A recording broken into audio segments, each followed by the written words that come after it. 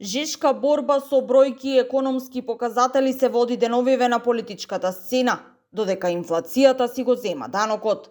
За да се покаже во чие време се живеело подобро и кој имал поголеми успеси на планот на економијата, се пука со сите средства.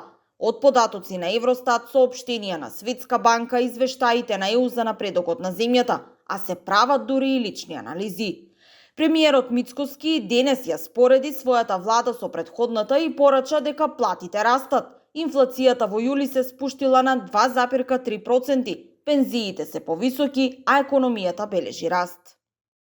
Ова влада успеала просечно месечно за 296 денари да ја зголеми пензијата. Додека претходната влада за 83 месеци успеала за 91 денар.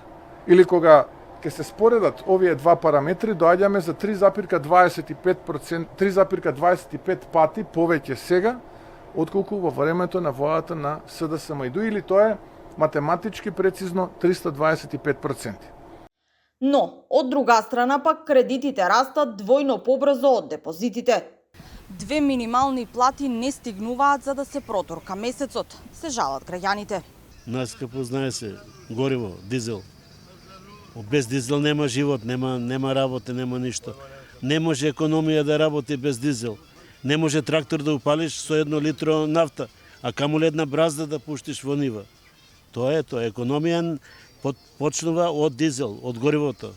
А све друго може да се скрати. Не мора се јаде месо, може пиперка, може потличенка. Ама без нафта не иде трактор.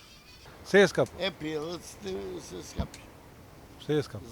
За одмор нема шанси. Ја не сум ни љубител многу на одмор, ама не е убаво. Не можеш да си дозволиш да имаш на одмор. Пошто одвај имат за да преживуваш, а не по одмор да има. Целата пензија оди за лекарство. Не останува пари. Пари за прехрана треба да се стискаш, да се сгружуваш, како да кажам, да се сгружуваш јептено, како прачајка човека менија, да може да поминеш место. Од СДСМ пак веќе најавија дека повторно ќе го поднесат во собранието предлог законот за 600 евра минимална плата.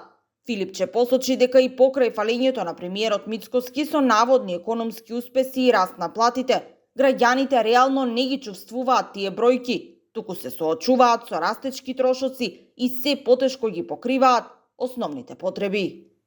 И понатаму Македонија останува со една од најниските минимални плати во регионот.